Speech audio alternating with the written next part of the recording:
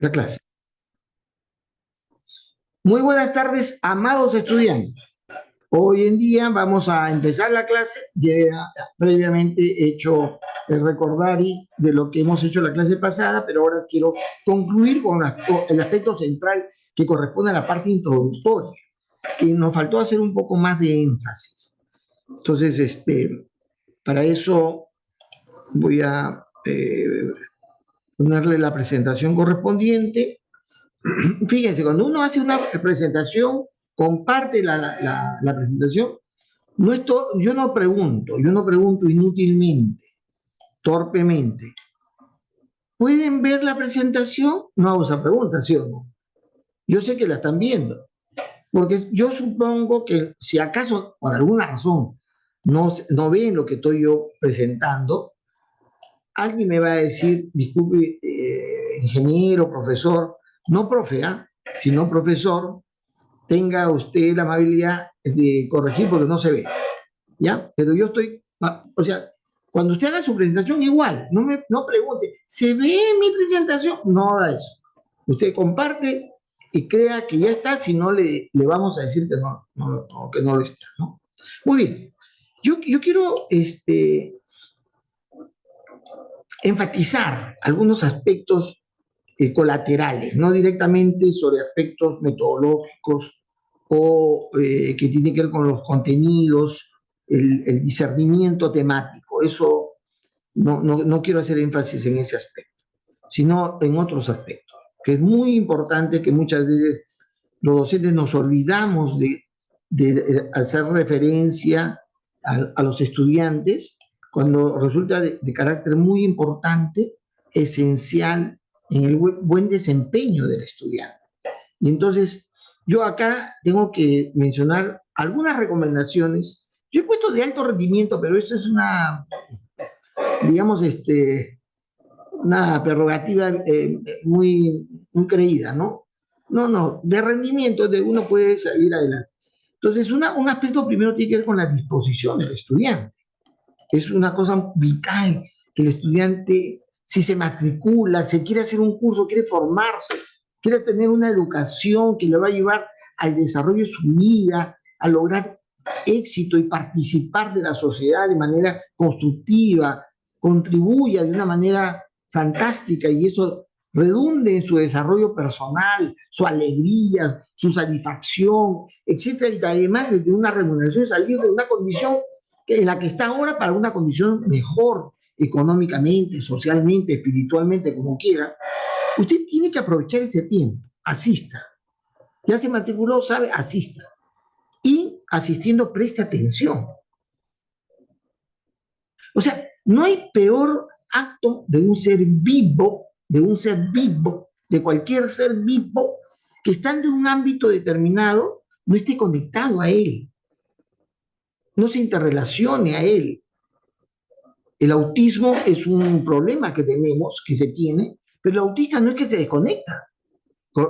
Cuidado, el estudiante de la uni normalmente se cree, se estima, han estimado, han hecho estudios, que sufre cierto nivel de Asperger. Todo estudiante de la uni parece ser, sufre de algún nivel de Asperger. ¿Ustedes saben, alguien sabe qué cosa es el Asperger? ¿Sabe alguien? Levante la manito, el zoom y exprésese. Nadie sabe.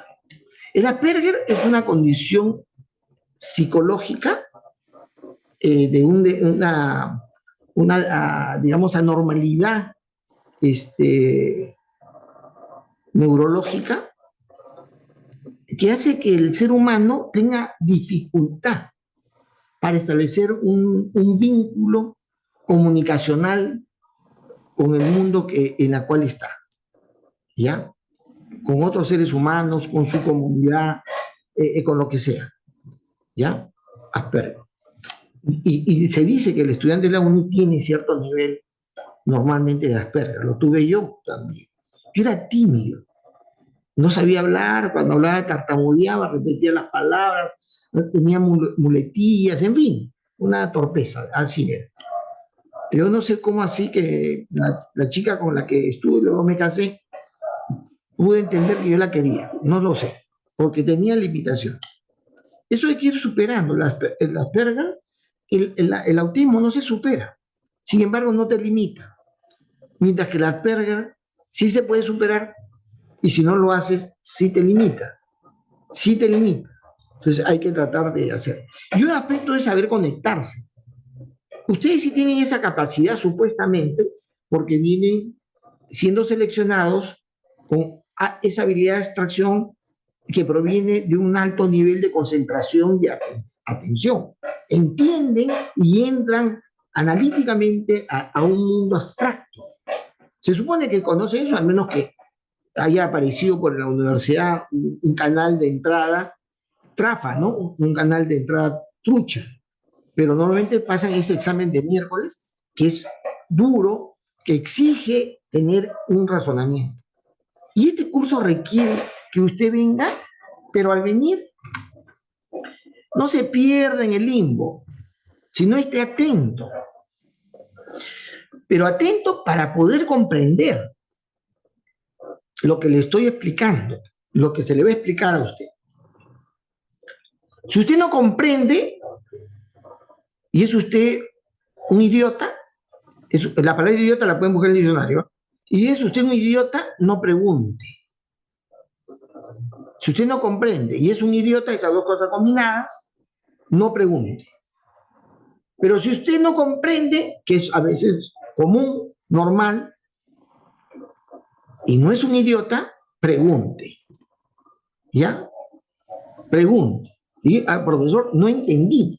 Decir no entendí, usted no se puede imaginar a cantidad de veces que a mi esposa yo le decía, no te entiendo. Ya les tocará a ustedes, ya les tocará decir, ay, no, va a tocar que ella le diga a usted, pero no te entiendo, mi amor. Y decir eso no está mal. A veces uno se ofende, ay, pero si yo te he dicho bien claro, le repite uno, ¿no? Pero no está mal que alguien te diga tantas veces crea necesario, no te entiendo. Mi nieto lo hace. Bueno, ya no soy padre porque mis hijos ya crecieron, ya se independizaron, ya no le consultan a uno, ya viven independientes, ya uno pierde la condición de padre en el tiempo. Pero sí tengo mis nietos. Yo a veces a mis nietos les quiero explicar, les enseño sobre la cibernética moderna, les trato de enseñar. Mi nieto tiene 7 años y les enseño desde los 4 años la ingeniería de procesos, los sistemas de calidad, les enseño a los niños porque es para niños todas esas enseñanzas. Pero a veces mi nieto me dice, no te comprendo, abuelito. Entonces tengo que cambiar la estrategia para que tengan una mejor comprensión. Y yo hago eso y ensayo con mis nietos porque luego tengo que tratar con ustedes, porque luego tengo que hablarle a ustedes. Y yo espero que ustedes me entiendan. Si una criaturita de 4 o 5 años me entiende, si ustedes no me entienden, ¿quién es el bruto? Yo, ¿no? ¿Sí o no? No ustedes, sino yo, que no lo sé explicar bien. Entonces, cuando ustedes me preguntan, no es que usted debe sentirse mal, sino soy yo el que me debo sentir mal. Así que pregunte nomás. Y no se vaya, están grabando, pucha. Bueno, pero no le cuenten a nadie, no sean idiotas, pregunte. No es un insulto, ¿ah? Es una expresión, busca el diccionario, lo utilizan los grandes literatos en la historia. La idiotez es una condición humana, es una condición humana no porque uno no razone las cosas, no, porque se aleja de la posibilidad de alcanzar algo cuando puede hacerlo. Eso es el idiota. Hay una literatura de ingenieros, ¿no? O sea, que fantástico, lea, que refiere a esa condición. Bueno, segundo aspecto importante de la actitud, digamos, la disposición del estudiante. Su lectura se haga en forma concentrada. Lea lo que yo le estoy dando para que lea y está en la programación, de tal manera que usted se concentre en él.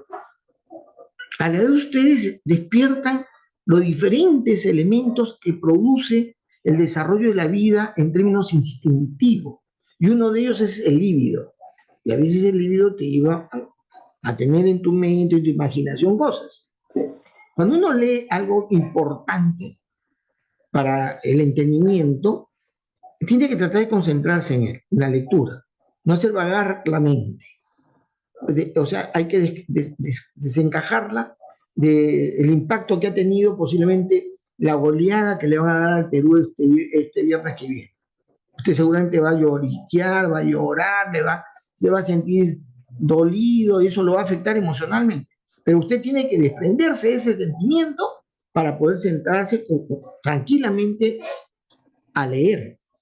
Hay que leer concentradamente y despejarse de aquello que lo pueda distraer. Yo normalmente cuando me ponía a leer o me pongo a leer, no, me ponía a leer y mi madre me enseñó, báñate, me decía, báñate. ¿Qué miércoles tenía que ver el baño con la lectura? Nada, ¿no? De primera intención, nada, ¿no? No, mi mamá todavía me se bromeaba, ¿no? Es que no te entra el conocimiento porque tiene esta cochina la cabeza. Algo así me decía. No, pero me bañaba y lo que me sentía era más fresco, me sentía más limpio, me sentía tranquilo. Y en esa tranquilidad, si no me dormía, hacía una lectura linda. Me dormía porque me relaja, pues también el baño te relaja, ¿sí? Entonces, pero si uno se concentra, tiene interés, esa lectura concentrada es muy importante. Pero yo les recomiendo que esa lectura sobre la cual va a dar usted un test, por más, yo sé que usted es un genio, todos ustedes son genios, genios. O sea, este curso, pues seguramente usted en la ventanilla se ha matriculado, donde se ha matriculado, le han puesto ahí una etiqueta que dice matricúlese en la sección de llanos, siempre y cuando usted sea genio, ¿no? Así le han puesto mintiéndole, pero usted se siente genio, ya. Entonces, pero por más genio que usted sea, la lectura que tiene que ser, si le van a tomar un test, tiene que ser hecha de tal manera que al terminar cuidadosamente esa lectura, sea justo cuando ya va a dar el test. Por un tema muy simple del funcionamiento de un componente del ser humano que se llama la memoria. Uno suele recordar más fácilmente, más rápidamente, más correctamente las cosas que acaba de tener una interacción, de una relación. En este caso, una relación lectora. Entonces, no lea con, o sea, ya, yo he dicho también el camino para ese tipo de lecturas que son de carácter científico, es hacer el ejercicio previo de darle una lectura a todo el libro sería de corrido, sin detenerse, para este caso, como digo, un libro científico, sin detenerse porque hay cosas que usted al comienzo no va a entender. En la primera lectura usted va a ver cosas que no lo entienda debidamente. De primer momento, de primera entrada no lo va a leer, no lo va a entender. No importa, siga nomás, siga, que nadie lo pare. Siga leyendo, pero concentradamente, pero todo el libro de corrido, de tapa a tapa, ¿ya?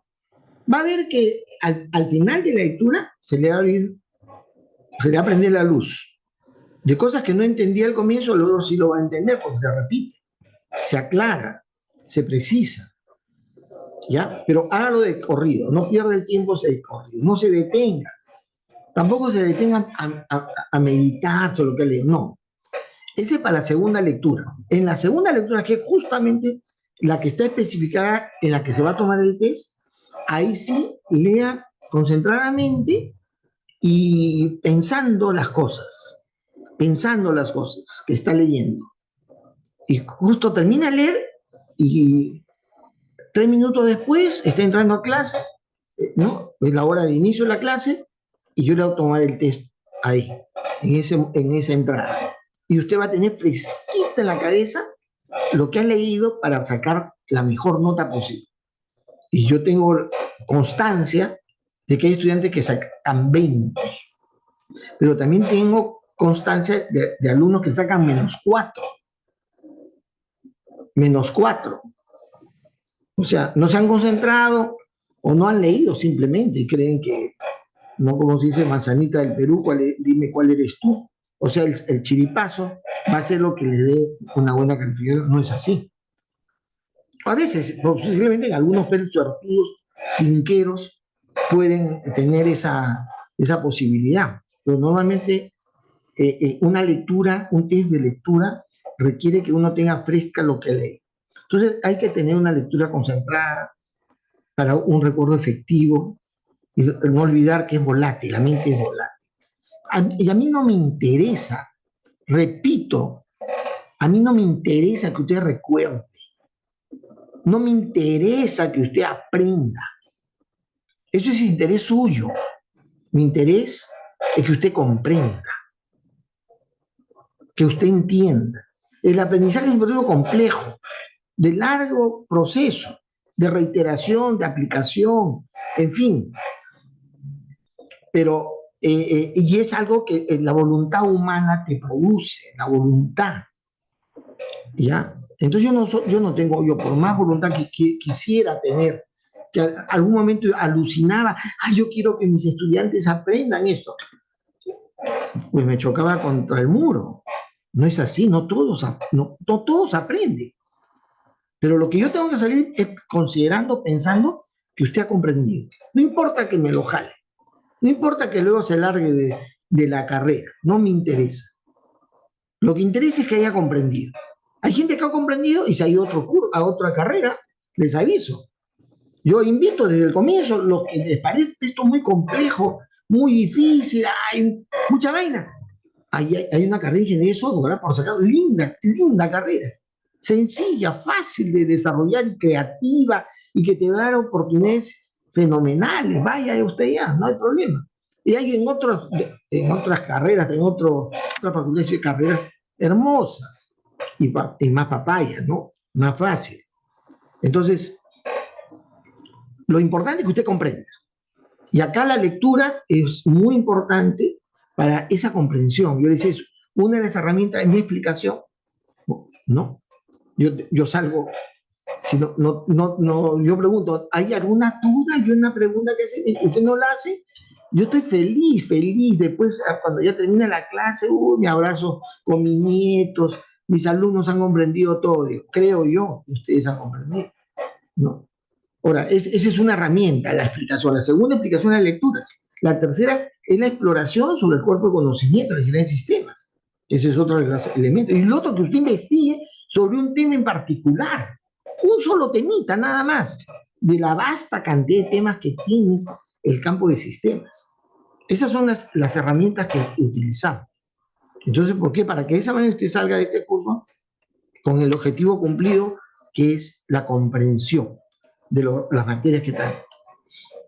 Entonces, otra cosa importante es que usted esté predispuesto, que usted tenga interés, ganas de abordar cosas complejas, ¿no?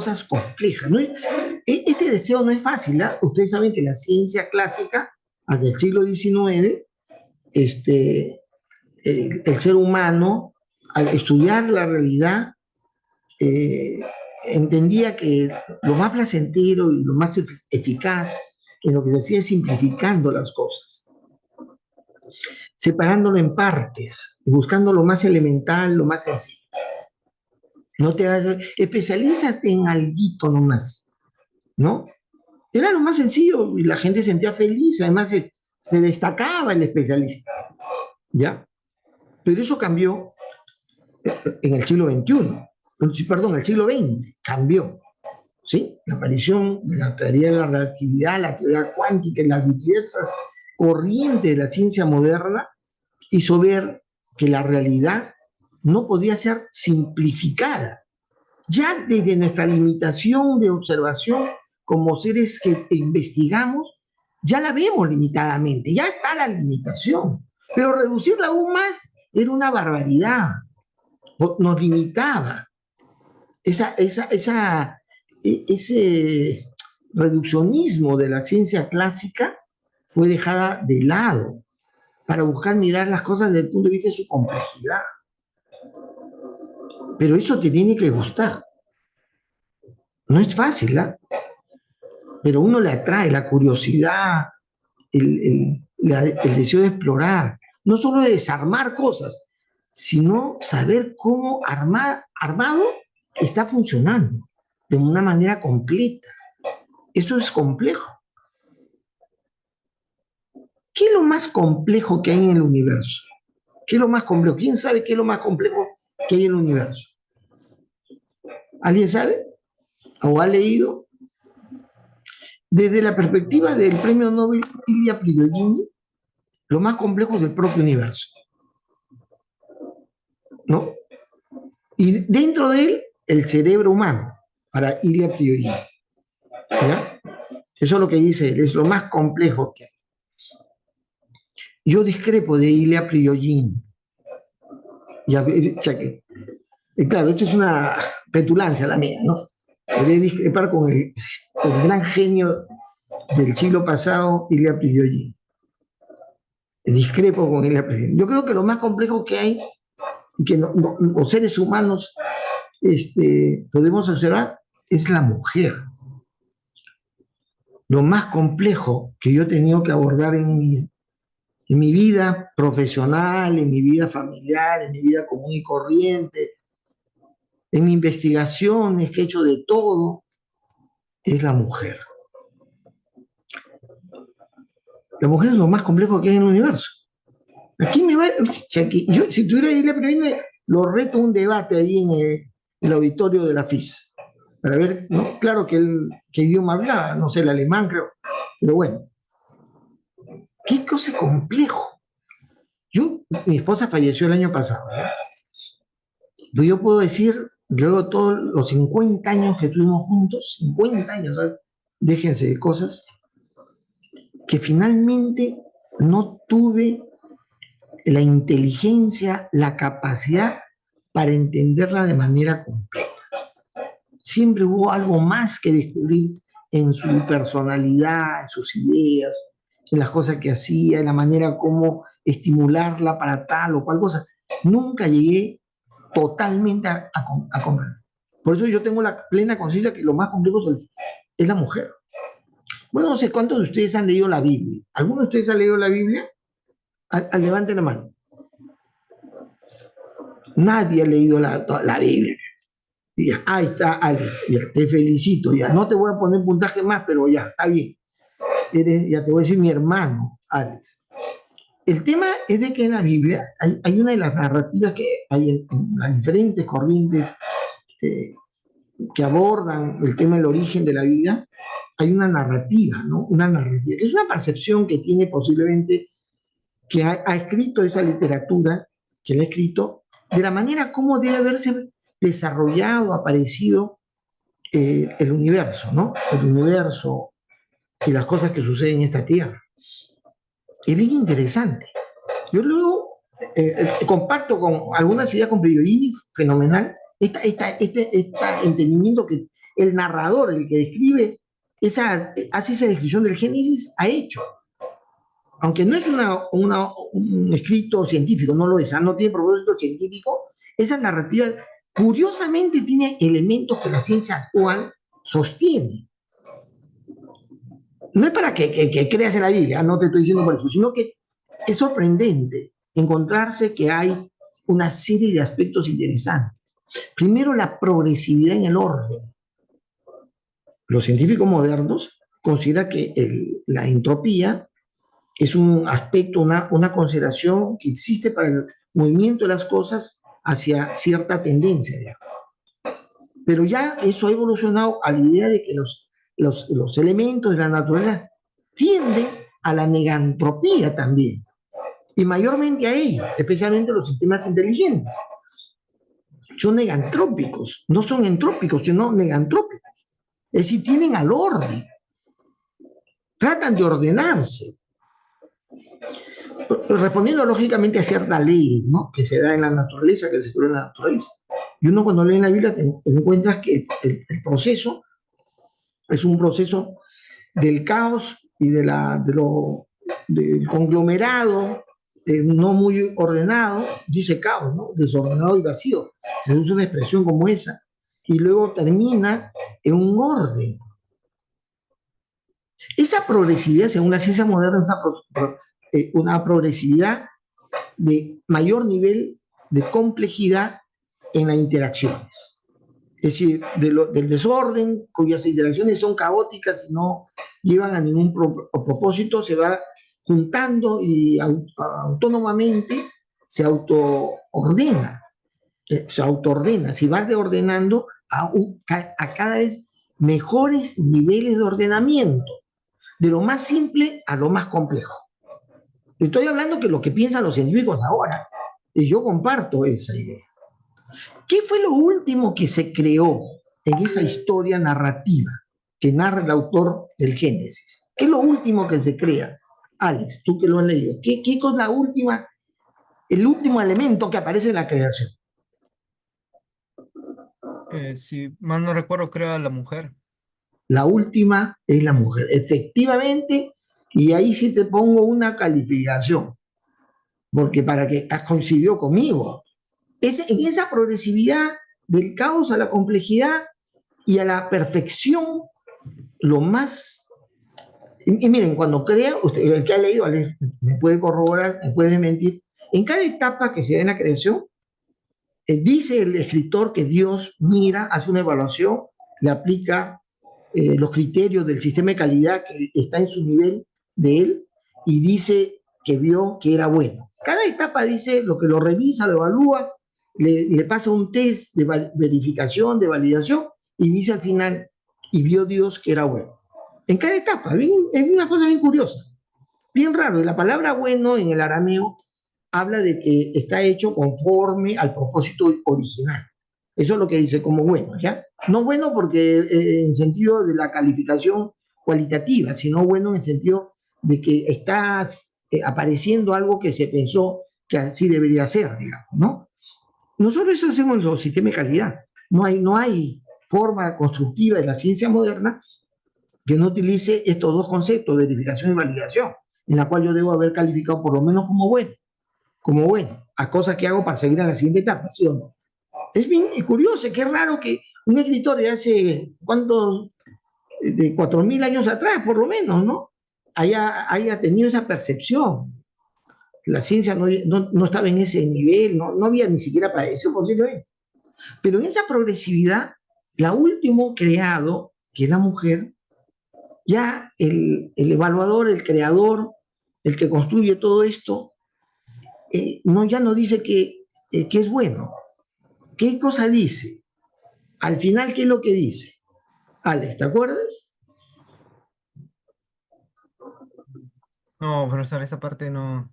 Dice, a diferencia de que cada etapa que dice bueno, al final dice que era bueno en gran manera. Así la expresión en el arameo se traduce bueno en gran manera, es decir, de muy alta calidad. Yo, no, y yo tengo mi duda, yo personalmente, quizás yo no, pero yo sí tengo mi duda, ¿a qué le llamó bueno de gran manera? No solamente bueno, sino bueno todo, en gran manera. ¿A la mujer o a toda la creación en su conjunto? Yo como soy ingeniero de sistemas, interpreto esa lectura antigua, que tiene un propósito distinto, pero curiosamente coincide con un entendimiento moderno del fenómeno del universo, que le hace esa aseveración, esa calificación a todo, ya en su conjunto. Bueno, lo más complejo. Entonces, lo más complejo que de la perspectiva de cualquier cristiano existe sobre la tierra es la mujer. Y tarde o temprano te va a tocar tener que comprenderla, tener que entenderla. Te tiene que gustar entenderlo complejo para que tengas éxito en esa relación. Pero en general, para la carrera de ingeniería de sistemas, tenemos que disfrutar, tenemos que sentir ganas, interés, deseo de meternos a lo complejo. No nos puede dar miedo, temor, no nos puede atemorizar, no podemos sentirnos tímidos frente al tema de la complejidad. El otro aspecto que se requiere un mínimo entendimiento de poder entender la teoría, poder percibir de una manera clara las metodologías que se dan, de poder tener en cuenta, es decir, recordar las herramientas que vas a utilizar. ¿Ya? Métodos y metodologías casi lo mismo. Métodos, en general se habla de conceptualizaciones generales, ¿no? Y metodologías ya de instrumentos que te da paso a paso con los requerimientos de los sistemas. Eso requiere un mínimo entendimiento, mínimo. Porque en la carrera, hacia adelante, ya no va a ser mínimo. En cada curso que te den, ahí vas a profundizar. En este curso no. El curso mínimamente es poder entender. Ahora, otra cosa importante es que cómo yo asocio mi manera de observar la realidad, tomando en consideración estos principios de los sistemas y sus características. Esa disposición a, sabiendo yo cuáles son esos principios que rigen los sistemas, cómo se muestran las características de ellos, puedas también eso, en todo lo que haces, en todo lo que tiene que ver contigo, tratar de aplicarlo, tratar de considerarlo. Un médico, yo tengo personas, amigas muy cercanas que son médicos, ¿no? Yo alquilo departamentos y hay 3 doctoras que son mis inquilinas, ¿ya? Y entonces una de ellas conversaba sobre el tema de la situación de cómo se observa al ser humano, ¿no? Esta mujer que es ¿cómo se llama? Esta doctora que es uróloga, que es ginecóloga también, mira a las personas, a sus pacientes, desde el punto de vista anatómico, científico, ¿sí o no? Yo veo a una mujer desnuda y posiblemente me veo impulsado a la erección, ¿no? ¿Sí o no? Pero un médico no es así, ¿sí o no? Su visión tiene otra perspectiva, ¿no? En la cual no está en juego un estímulo, digamos, eh, glandular, no se da eso. Yo le decía, ¿cómo así se pueden, luego de tanto tiempo de estar tratando con cuerpos desde el punto de vista de la ciencia frío y con la observación científica, ¿no? De pronto se encuentran un cuerpo que quiere ser poseído, ¿no? No le pondrá una limitación a la interacción. Eso le pregunté yo de puro sapo, ¿no? De puro también entrometido, ¿no? En el entendimiento de las... Pero que a mí me interesa, yo soy siempre he sido una persona que hace las preguntas y se mete a querer descubrir qué hay detrás del comportamiento de los fenómenos complejos, ¿no? Y entonces ahí hay un tema interesante, ¿no? Porque una cosa es mirar el cuerpo y su funcionamiento, y otra es mirar rodeándolo de digamos, espectro más amplio en la cual lo emocional y lo sentimental está de por medio. Y entonces, cuando esa mirada se está dando con esas consideraciones, ya es distinta. Cuando nosotros nos acercamos a mirar la realidad, hay ciertos aspectos y elementos que vamos a conversar en este curso, vamos a tratar de explicar, en la cual tenemos que darle esas consideraciones para observarla con objetividad lo más que se puede. No, jamás se puede tener una visión totalmente objetiva de la realidad y poder entender correctamente lo que sucede, que también no se puede hacer en su totalidad ni en forma plena. Nadie puede decir yo tengo un conocimiento correcto, pleno, mejor que el tuyo de la realidad. No, nadie puede decir eso. ¿Ya? Cada uno tiene su propia mirada y es una forma de acercarse a la realidad, ¿no? En eso los ingenieros de sistemas y los pensadores de sistemas, los cibernetistas, los científicos de sistemas, todos coincidimos claramente en que hay una limitación. Pero debemos hacer lo posible por aplicar esos principios a todo aquello con el cual interactuamos. Y otra cosa importante es que usted desde el comienzo debe saber que ingeniería de sistemas es diferente a la informática, a la computación. No es lo mismo. Si bien la ingeniería de sistemas, no, la ciencia de sistemas, va a aportar a la aparición de la disciplina computacional, ¿ya? Esta no depende de esta otra, ¿no? No depende. Son dos ámbitos total y absolutamente diferenciados, distintos. Una cosa es ser ingeniero de sistema y otra cosa es ser informático o ser de la computación. Los de la computación no son ingenieros. Si uno le llama a alguien de la computación, de lo que es propiamente el campo de la computación, ingeniero, te puede insultar, te puede dar una lisura, porque le está diciendo algo que no es. Ellos se refieren a sí mismos como licenciados en ciencias, ¿ya?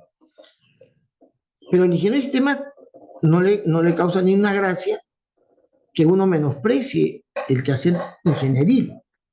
Nos incomoda, nos hemos declarado persona no grata a un tipo que en la universidad está dando charlas, lo alaban, en fin, pero que critica la ingeniería y dice que la ingeniería de sistemas en particular no sirve para nada.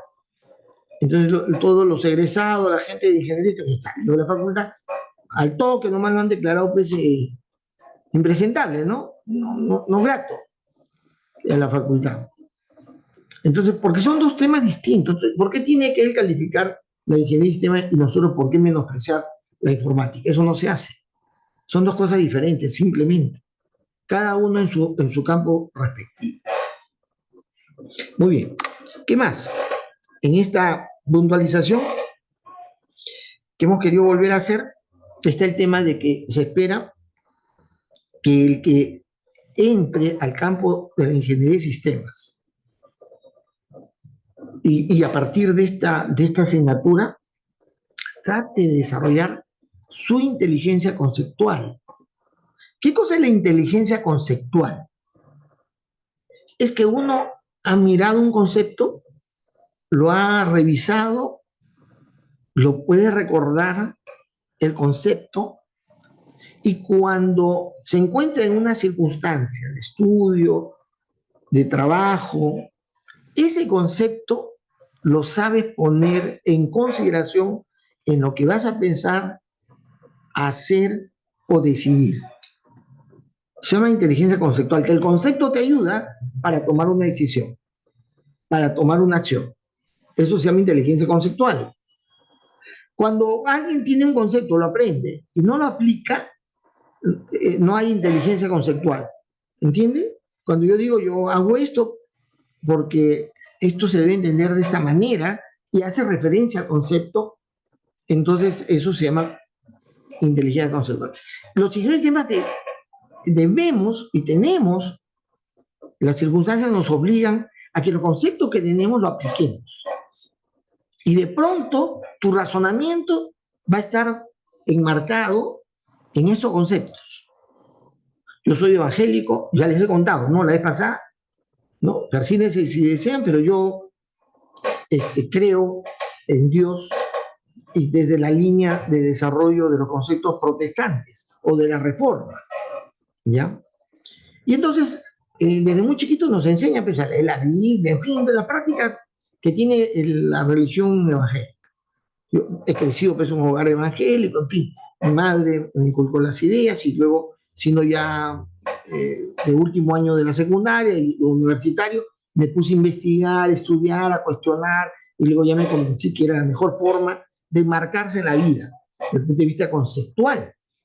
Entonces, una de las cosas que te obligan pues los evangélicos, no el católico es más relajado en esto, es que tú tienes que tomar siempre en cuenta esos conceptos básicos, esos preceptos básicos, ¿no? Por ejemplo, uno le hacen creer que Dios está en todo lugar y en todo momento, ¿ya? Eso desde chiquitito te dicen, ¿no? Que Dios está en todo lugar, que cuidadito los ojitos lo que miran, cuidadito la manito lo que toca, cuidadito la boquita lo que dice, en fin, te hacen cantar cosas que te hace tomar conciencia de que Dios existe y está presente en todo momento y en todo lugar.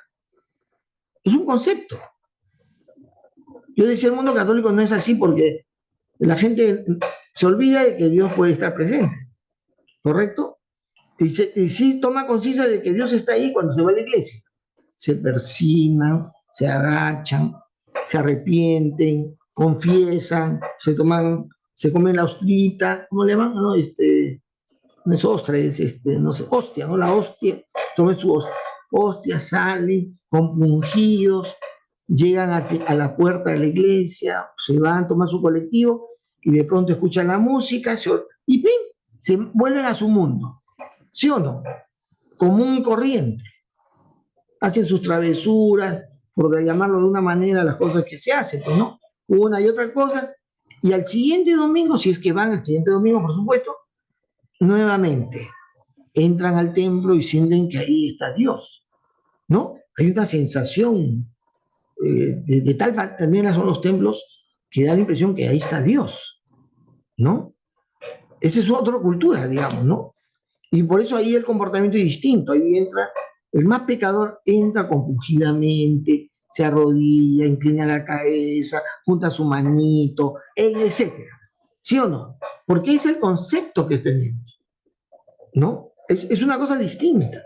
La inteligencia conceptual hace de que aquellos conceptos que tenemos, en este caso de sistemas, lo debemos llevar en nuestro razonamiento común, permanente, para que sea la manera de razonar, la manera de tomar una decisión. A eso se le va a llamar la inteligencia control. Y hay que desarrollarla. No sale solo, por si acaso, hay que hacer un esfuerzo. También hay que tratar de hacer lo posible de desarrollar esta capacidad de a lo analítico que ya tenemos. Hay una habilidad natural ya por formación preuniversitaria, capacidades analíticas. Pero a eso hay que añadirle la capacidad de síntesis. ¿Qué cosa es la síntesis? ¿Qué es la síntesis? A ver, no sé si alguien de ustedes podría decirme qué es síntesis. A ver, Renzo Paredes, ¿qué te da la idea de una síntesis? Una síntesis me parece, ¿no? Como una reunión, ¿no? Un conjunto de partes que en sí no forman, como se podría decir, ¿no? Un propio sistema, ¿no? Un resultado. Sí, está bien, correcto. Eso es la síntesis. La síntesis, en la química, ustedes saben, junta los diferentes componentes de una mezcla y cuando esa mezcla, las proporciones que correspondan, están juntas, produce un resultado de conjunto. Entonces, síntesis, capacidad de razonar articulando, uniendo diferentes conceptos e ideas que están asociadas, lógicamente, pero que la pones de tal manera que están armonizadas para una explicación correcta. Eso se llama capacidad de articulación, lo que produce la capacidad de síntesis. Cuando yo le pido a mis estudiantes, a ustedes, ¿no? Pues si no hablo de dinámica y sistema, le digo, no estudien. A ustedes no le digo eso, ¿eh? Pero lo dinámica y sistema le digo, no estudien. Está prohibido estudiar en este curso. Prohibido. El que estudia, lo jalo. Lo que tienen que hacer es ir a ver películas o conseguirse películas, aunque sea pirata, no importa, películas. Pero películas que tienen diversidad argumental, argumentos diversos dentro de la misma película. No solamente como en la era del hielo, donde hay una trama y hay una tramita de un tipo que, ¿no? De un animalito que sigue una nuez, creo, ¿no? Una bellota, ¿no? La sigue. Hay dos tramas, ¿sí? No sé si la han visto la película. Pero esa no. Cuando son en un entretramado, esas son las películas que hay que razonar. Y al terminar la película hay que hacer una explicación de síntesis. Ese es un ejercicio muy importante que yo recomiendo a la gente de dinámica de sistemas, no a ustedes. Ustedes tienen que leer, no tienen que ir a ver película por ahora. Ahora tienen que leer, o estudiar si quieren. Pero a la gente de dinámica de sistemas están prohibidos de estudiar. Ellos tienen que razonar. Pero para razonar bien desde el punto de vista de sistemas, no solamente hay que tener capacidad analítica de separar el todo en partes, sino al revés, es las partes verlas como un todo funcional. Es distinto, ¿correcto? Otro aspecto importante es tener motivación. ¿Qué me motiva para entender solucionar problemas complejos? Desarrollar esa motivación. La motivación es fácil de desarrollar, ¿no? No te la da el docente, no te la da el papá, no te la da nadie. Tú mismo tienes que encontrarle una razón que te motive, que te dé la fuerza anímica para buscar ver cosas complejas. Una de las cosas que a mí me ha sucedido es que yo me he hecho un esfuerzo desde que estaba en último año del colegio de leer. De leer primero obras simples. Ahora mi nieto se ha hecho una maratón de Harry Potter, una maratón. O sea, están viendo por Netflix las películas porque acá, la tarea que le había dado su padre, él tiene 11 años, porque él le dijo, yo quiero ver todas las películas. No, primero lee las obras. Y le ha hecho leer todas las obras. Son 7 libros, creo, no 7, 8, no, una cantidad de libros, que no son chiquitos, son tremendos librotes. Y ha leído toda la saga, toda la obra de Harry Potter. Y recién están viendo las películas una tras otra. Este fin de semana creo que avanzó 4 películas. ¿Ya? Y eso le ha llevado a él a un disfrute, que bien hecho por los padres, si bien una lectura que a mí no me parecía, pero yo le he hecho leer obras de ciencia, obras de la literatura universal, pero ellos, Harry Potter, ¿qué miércoles es eso? Mi generación no ve ese tipo de películas, pero bueno, pero ha sido la forma como lo ha enganchado a él, al hijo mayor, lo han enganchado a las ganas de leer. Yo tuve ganas de leer, como digo, cuando estaba en quinto año secundario, pero esa lectura me llevó a la vez de razonar temas y de tratar de buscar la explicación a temas no tan simples, a los temas complejos. Como la mayoría de ustedes, quizás no todos, desarmaba yo mis juguetes.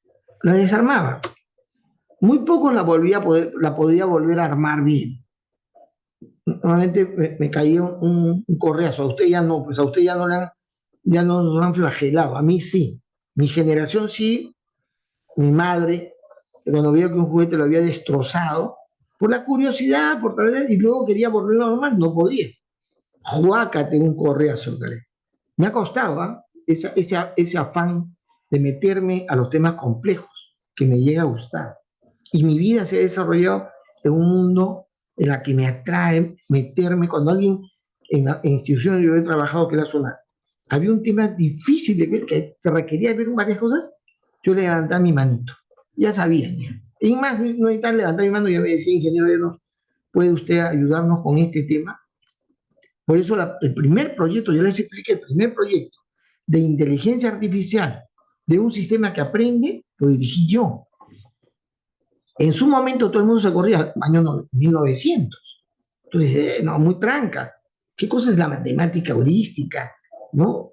Los estocásticos, los modelos de este tipo. La gente no quería saber, se asustaba. Y yo estaba encantado que hayan pensado que yo lo podía hacer. Estaba feliz. Es más, yo hubiera renunciado a mi sueldo, incluso si me daban esa chambita. Hermoso. Y ahora puedo decir, contar a mis estudiantes, a quien sea, le puedo decir, yo fui el primero en el Perú que implementó un sistema inteligente que aprende. ¿Sí o no? Porque tuve esa disposición. Hay que buscar algo que te lleve a que te cause interés y te motive a abordar aquello que nos va a tocar abordar luego que termina la carrera. Y otra cosa es la disposición transdisciplinaria. La disposición transdisciplinaria también es algo que progresivamente uno desarrolla. ¿Qué cosa es la disposición Ustedes han escuchado que hay forma de abordar un problema en forma multidisciplinaria. También hay un término que se utiliza que es interdisciplinario. Y los de sistemas utilizamos el concepto de transdisciplinario. Lo multidisciplinario es que cuando hay un problema y hay una serie de alternativas de tratamiento por diversas especialidades. Esto lo trata o el psicólogo, lo trata el médico generalista, el neurólogo. Entonces se estudia y se dice, ya, es esta disciplina el que debe tratarlo. Multidisciplinaridad es tener un juego de alternativas, de caminos disciplinarios y alguno de ellos servirá para resolverlo. Eso es multidisciplinario. Interdisciplinario es cuando esas disciplinas colaboran mutuamente entre sí. Un especialista colabora con otro especialista para que interdisciplinariamente resuelvan algo. Interdisciplinario. Y transdisciplinario es cuando un solo profesional conoce de diversas disciplinas. Yo estudio psicología, he visto mi currículum, de planeamiento, de desarrollo general. Conozco sobre el tema de gestión empresarial, tengo hasta un doctorado en gestión empresarial. En fin, he hecho trabajos en el campo informático también. Es decir, he ido dominando a un nivel. No yo, hay gente que sabe pues mucho más arriba que yo, por supuesto. Pero sí, a mí no me mecen con algunos temas, porque yo los conozco. Esa disposición de que te guste, ¿no? Cosas que tienen que ver, antes se separaba el mundo en dos. Lo que le gusta la matemática, lo que le gusta la letra, decía. Así decían. Entonces tú debes tener una carrera. Ahora ya no, ya. El cerebro tiene capacidades múltiples. Y tú puedes ser hábil en diversas cosas. Al desarrollar esa habilidad diversa, es que tú te estás convirtiendo en un transdisciplinario. Transdisciplinario. Y la transdisciplinaridad es una aspiración de alguien que estudia sistemas o ingeniería de sistemas. Pero hay que estar dispuesto a ir a la transdisciplinaridad buscando que abordar sin temores temas de un tipo de lógica, de entendimiento y de otro tipo de lógica y entendimiento, para que el cerebro pueda combinar estrategias mentales distintas. Luego también hay que desarrollar una actitud crítica con capacidad aprensiva.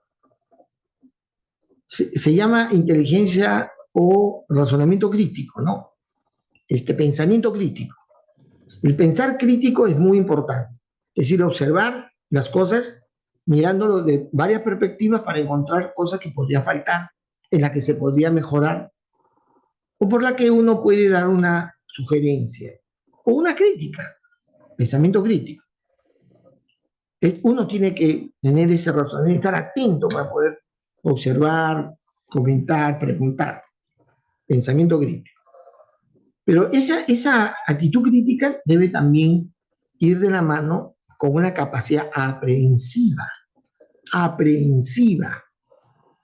Es decir, que yo también estoy dispuesto a que me critiquen, para que esa crítica me sirva para mejorar mi conocimiento. Eso es capacidad aprehensiva. También cuando yo encuentro un defecto en alguien, o en algo, o un proyecto, o en algo que se hace, al mirarlo críticamente, yo aprendo. No solamente le lanzo la piedra al compañero, o al amigo, o al proyecto, sino que esa observación me sirve a mí para no cometer la misma falla, el mismo error, para yo mejorar en lo que hago. Es decir, la actitud crítica debe estar acompañada con el desarrollo de una capacidad aprehensiva. ¿Ya?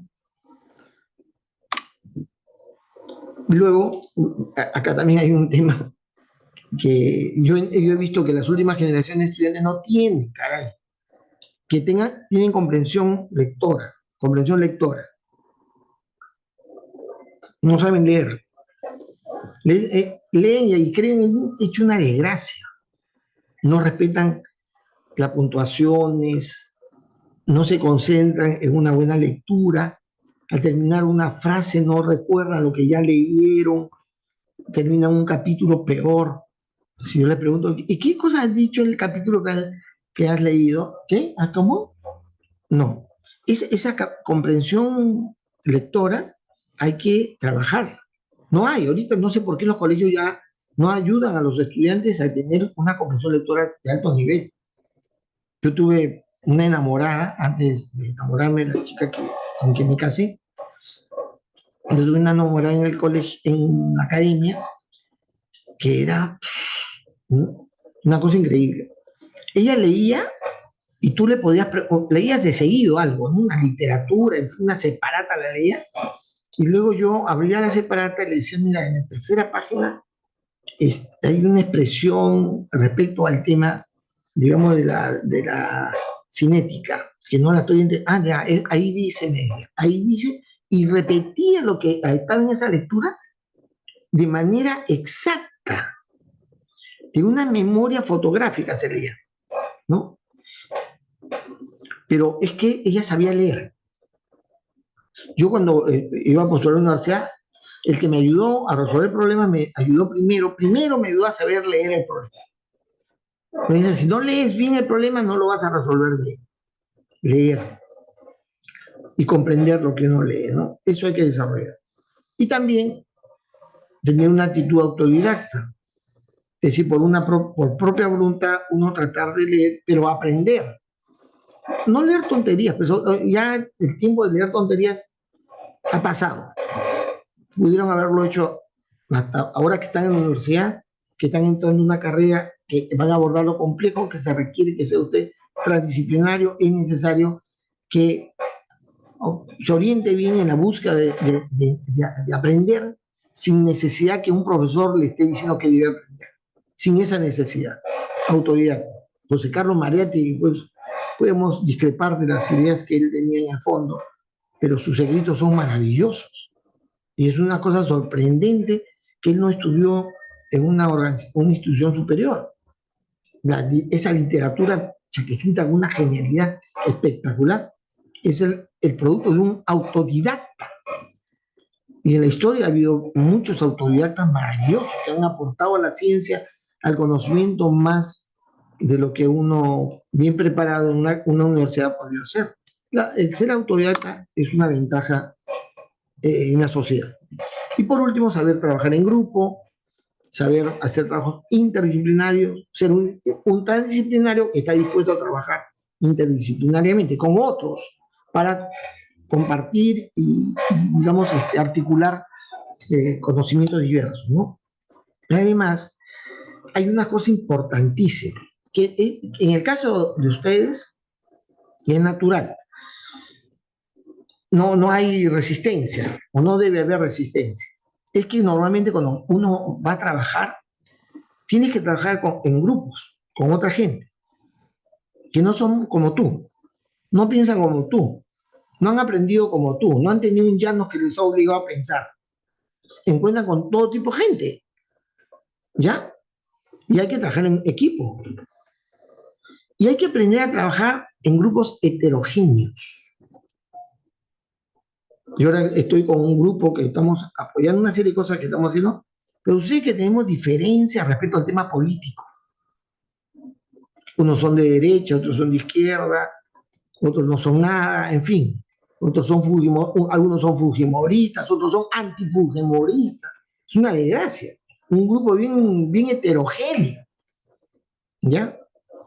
Y yo tengo también mi posición, por supuesto, ¿no? Digamos, estoy en el lado de los antifujimoristas, digamos, no estoy de ese lado. Pero tengo que trabajar con los fujimoristas, ¿no? O sea, me puedo estar apretando la nariz para no leerlos, pero tengo que trabajar con ellos, tengo que tener una disposición de entender, recoger sus ideas y de hacer una propuesta buena, ¿no? Eso se aprende, se tiene que aprender a hacer eso, de trabajar en grupos heterogéneos, de diferentes ideas, diferentes perspectivas, de diferentes orígenes, gente con mayor, menor capacidad, gente que puede hablar bien el español, hay gente que que habla español a media caña porque han estudiado en provincia, son gente de los Andes y tienen dificultad particular, pero paciencia, tranquilidad, actitud para trabajar con grupos heterogéneos. Y los grupos que uno participa normalmente hay diferencia. Yo he tenido, desde salí de la universidad, porque yo fui un buen estudiante. Cuando salí, incluso muy rápidamente me dieron jefe, porque tenía habilidad, sobre todo en razonamiento. Pero había cada quien que salía de San Marcos, había de universidades, pues de universidades truchas, ¿no? Que tenían dificultad para siquiera entender lo que queríamos hacer. Ustedes deben creerme que yo hacía un esfuerzo de paciencia, me tomaba el boldo tomaba permanentemente para que mi hígado no reventara, porque me daba pica que no entendía. Pero eso hay que aprender, a tener el temperamento, el cuidado de saber trabajar con grupos heterogéneos. Y también he trabajado con grupos sobre los cuales hay gente brillante, y yo no sé mucho, y tener el coraje, la desvergüenza de decir, no lo sé, explícame, no lo sé, voy a leer, no lo sé, voy a investigar, ¿no? Un grupo heterogéneo, con gente que sabe más que uno, con gente diferente a uno, de diferentes características. Cuando un estudiante viene a mí y me dice, profesor, cámbiame de grupo, yo no me entiendo con el compañero, él no trabaja, él es bruto, disculpe, pero yo me estoy atrasando con ese grupo. Así me dice, jalado. Ya está jalado ya. ¿Por qué me dices eso? Si una de las cosas que tenemos que aprender es a trabajar interdisciplinariamente con personas que no son similares a nosotros. Ya, esa es una de las características. Bueno, el tema que teníamos que terminar la semana pasada tiene que ver con una lista interminable, increíble, fantástica de literatura que está vinculado a la teoría, a la ciencia, a la ingeniería de sistemas. Por todo lado hay, de todas las universidades, todo. Es poco difundido, eso sí, hay poca difusión de esta literatura, porque son literatura que se allega a gente que está en otro grado, digamos, de querer entender, conocer las cosas. Entonces, yo tengo una larga lista, pues, de miles de literatura, pero fácilmente uno puede seleccionar la que yo les he puesto en la rúbrica o les puedo dar otra lista. Pero, digamos, lo importante es seleccionar. Disculpe un ratito.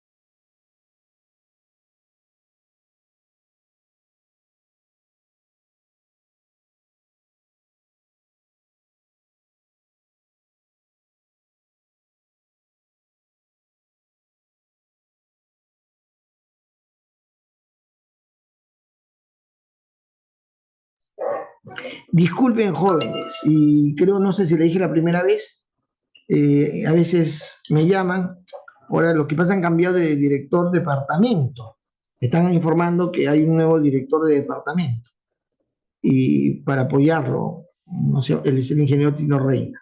Bueno, disculpen, a veces pues, sucede eso y no puedo dejar de responder pues, al decanato, en fin, esta gente. Muy bien, entonces ahí está la literatura amplia. Ustedes pueden, yo lo que digo, tienen que ustedes tomar lo que van a leer. En este siglo lean solamente los libros que yo les estoy indicando. Son solo dos libros, la teoría general de sistemas y la visión de los líderes en la era digital.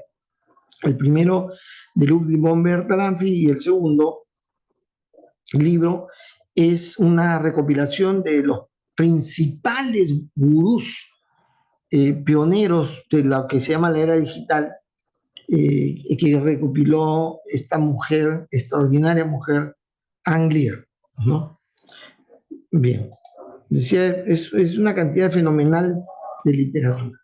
Muy bien, vamos entonces ahora a pasar, no sé si hay alguna pregunta que quieran ustedes hacer respecto a lo dicho.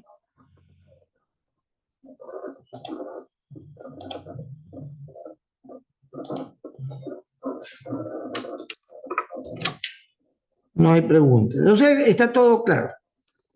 Y eso es lo importante.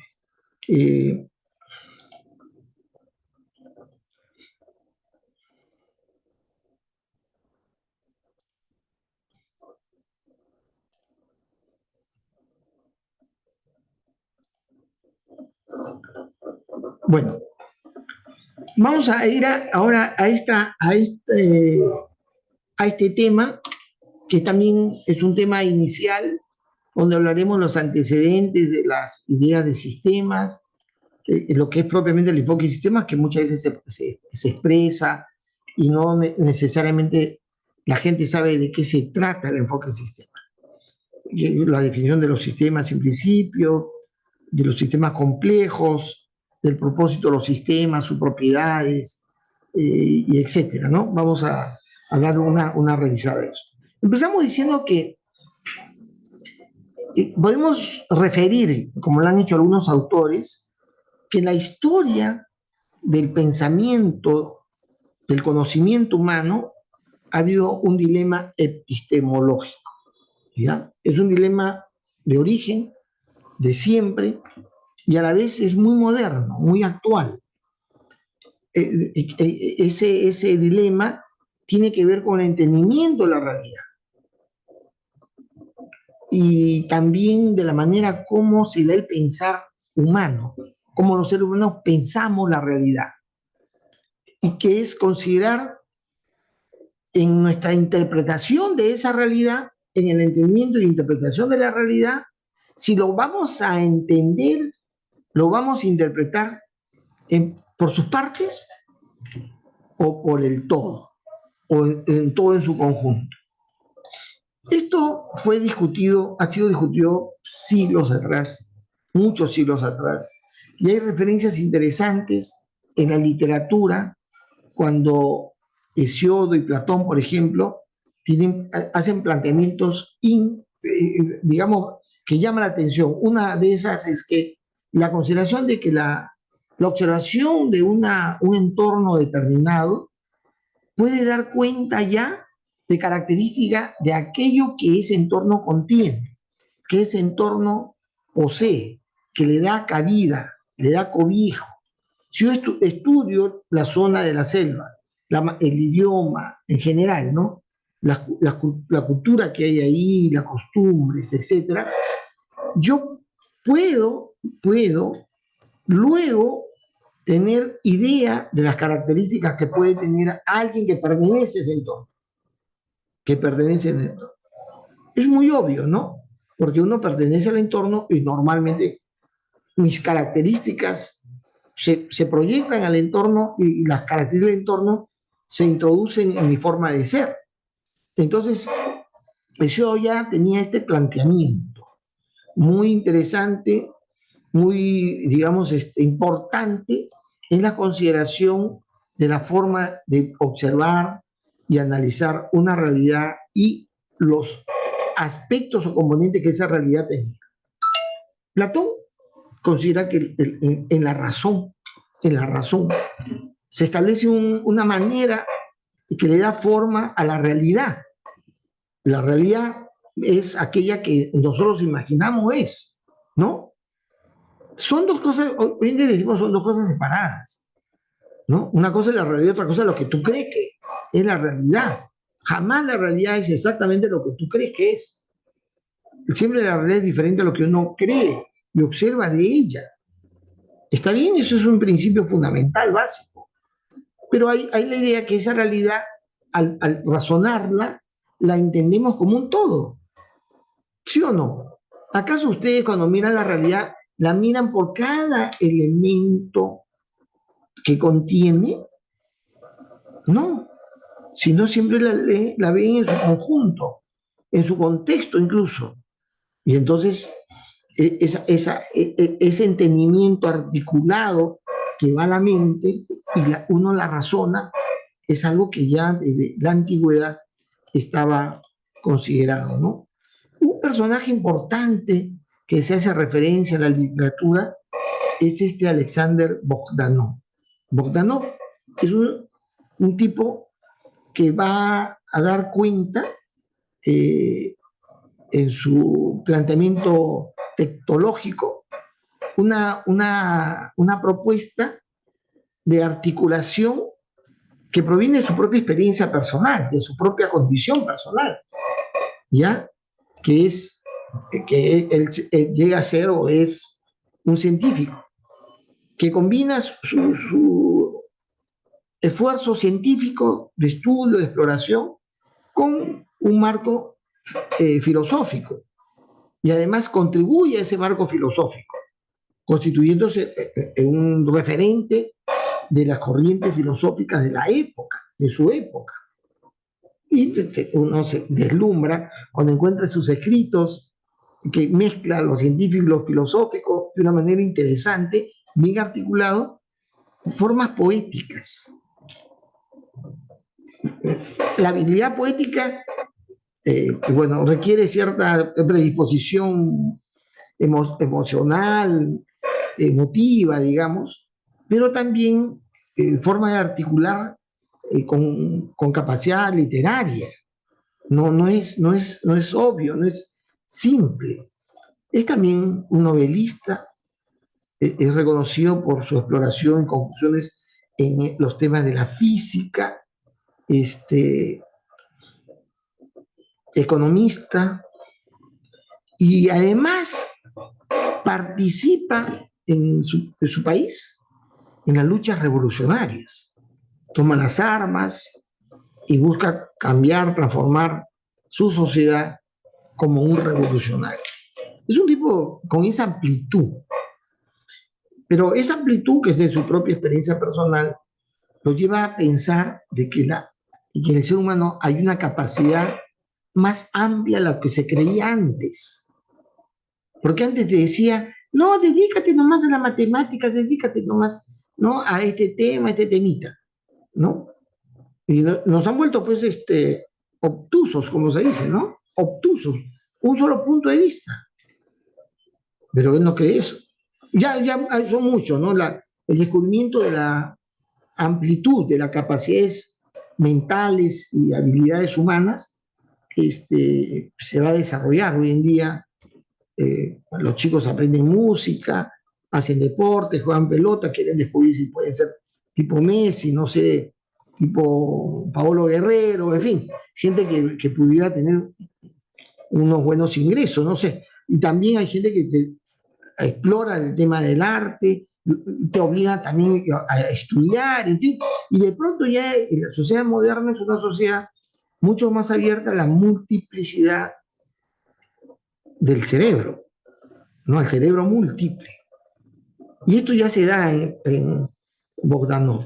Es alguien que piensa que esto es posible, en su vida misma se ha desarrollado y hace planteamientos. Esos primeros planteamientos son pre-aparición de las ideas y sistemas. Y él pretende unificar todas las ciencias, sociales, las ciencias cognitivas, las ciencias biológicas, las ciencias físicas, bajo un concepto, una idea, que es que el esfuerzo del que estudia, del estudioso, del investigador, sean establecer formas generales de sistemas, sistemas de ideas, sistemas de planteamiento, de comportamientos. Son sistemas relacionales, ¿no? En la cual relaciona los diferentes elementos para la construcción de ideas que provienen de diferentes ámbitos, ¿ya? Entonces, él formula la idea de desarrollar sistemas de relaciones, que es un antecedente muy interesante del concepto más importante de lo que es un sistema, el conjunto de relaciones. Entonces, ese esfuerzo de buscar principios organizativos que pueden ser universalizados, generalizados, porque están dentro o están contenidos, subyacen en diversos tipos de sistemas, es un alcance que se tiene ya desde el siglo XIX en ese afán de ir hacia mirar la realidad desde un punto de vista interdisciplinario, de un punto de vista múltiple y del punto de vista de un sistema. El estudio de sistemas propiamente para el tema de la carrera nuestra de la ingeniería de sistemas va a ser algo que encontramos rastro de un poco antes de la Segunda Guerra Mundial. Posiblemente en la misma Primera Guerra Mundial se dio esto. Entonces, mirar aquello ya no fraccionadamente, particionadamente, sino ver las cosas de una manera más completa, ¿no? Ya más como un todo. Y esto va de la mano, que toma lugar, toma aparición, el quehacer interdisciplinario. Es decir, ya dadas las circunstancias terribles, dramáticas, estresantes, de vida o muerte, que se produce por la Segunda Guerra Mundial, que seguramente ustedes no son ajenos a la magnitud que tuvo, al efecto enorme sobre las circunstancias de la humanidad como un todo, ¿no? De toda la humanidad, es que aparece la necesidad de resolver problemas ya no individualmente, ya no separadamente, sino juntándose con grupos diversos de diversas disciplinas. Y en ese esfuerzo hubo los científicos, la gente que entraba a resolver esos problemas complejos se encontró que era más provechoso hacer ese esfuerzo formulando formas similares para ser utilizadas frente a un problema distinto. Eso se llama desarrollar isomorfismo, formas similares que puedan ayudar a razonar, a formular propuestas en un ámbito distinto. También formas análogas o analogías, ¿no?, que se daban en el esfuerzo de razonar ciertas materias. Y principalmente en el entendimiento del funcionamiento de los sistemas complejos. Y acá también, a la par con los científicos de sistemas, los científicos de sistemas también vieron que en el comportamiento de los sistemas biológicos o abiertos y abiertos había existencias de formas, de principios similares, semejantes, que podrían ser aplicados en uno u otro. Y en el desarrollo progresivo de estas ideas va a dar cuerpo, va a dar forma a lo que se llama el enfoque de sistemas.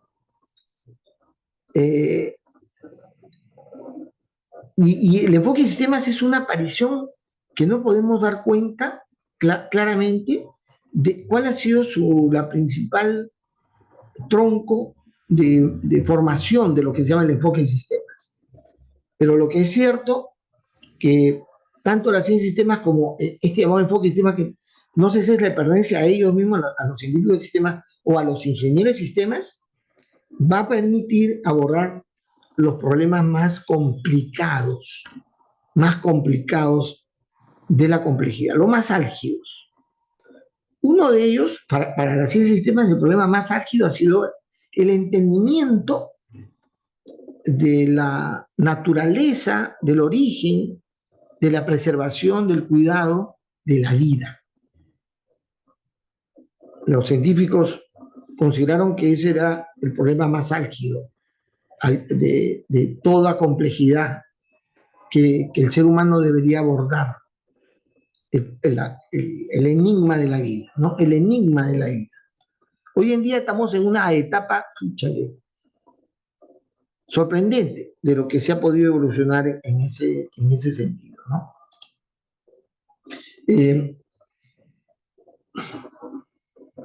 El enfoque de sistemas. Entonces, vamos a meternos al enfoque de sistemas.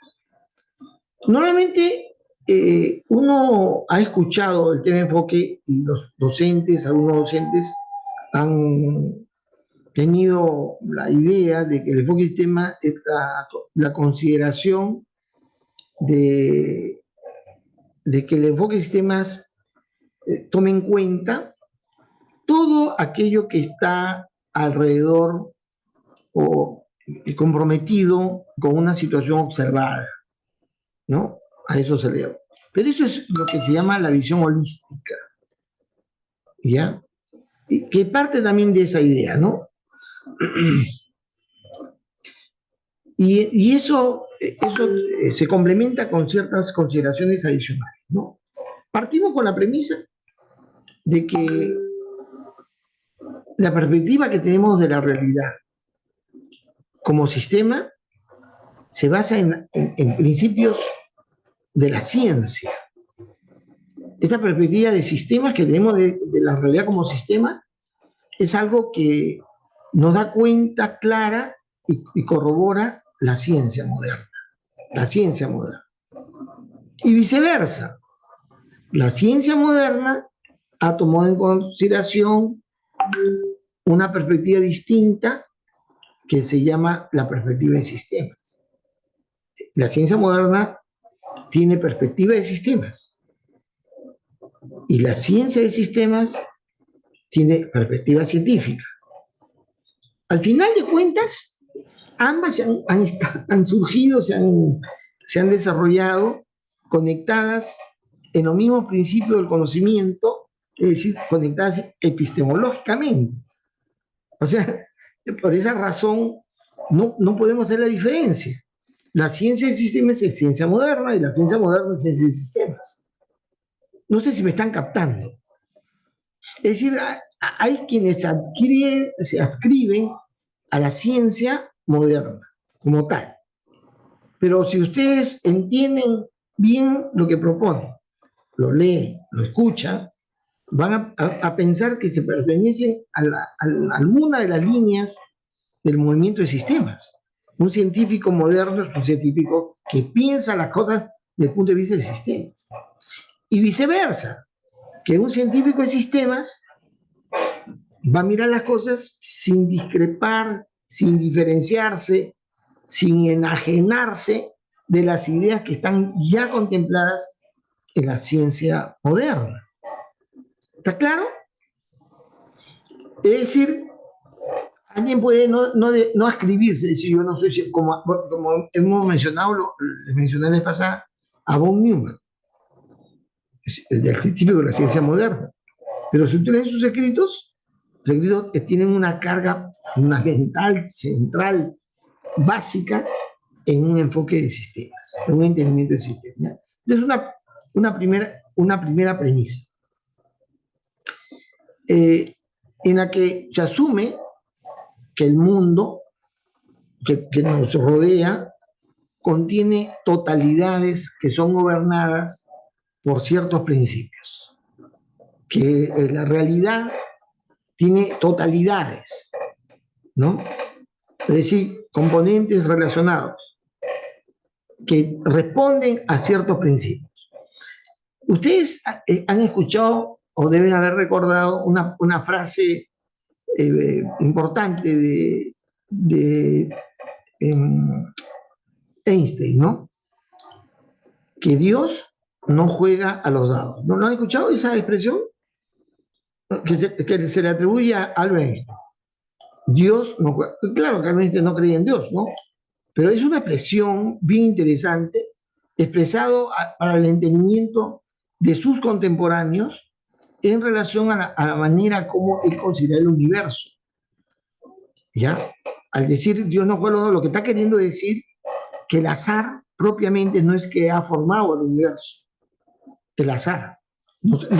Acuérdense que tanto las corrientes evolucionistas y muchas corrientes consideraban que todo lo sucedido es producto estrictamente del azar. Y los evolucionistas le añaden a la selección natural, ¿no? Son las consideraciones que se va a tener. Pero Albert Einstein y todas las líneas de corriente relativista de la teoría de la relatividad que se ascriben a las ideas einsteinianas sostienen que el universo está regido por leyes. Por leyes. O sea, no es estrictamente al azar. No digo estrictamente porque acá hay una salvedad, ¿no? Entonces, sino que hay leyes. Pero hay otras corrientes, una de ellas es Priorini, una la sostiene Priorini y otros, ¿no? Que es que la realidad se va a desarrollar, se va a producir en un proceso de oscilación de circunstancias de alta probabilidad hacia baja probabilidad. Esas oscilaciones de alta a baja probabilidad y de baja a alta probabilidad son oscilaciones que se dan en el universo que produce situaciones nuevas, ¿no? Atribuidas a un principio que se llama el principio de la incertidumbre, Heidegger, el principio de la incertidumbre. Entonces, por eso decimos que desde el punto de vista del sistema se asume al mundo como algo que contiene totalidades, gobernado por principios, pero que no excluye el factor de incertidumbre, no lo excluye.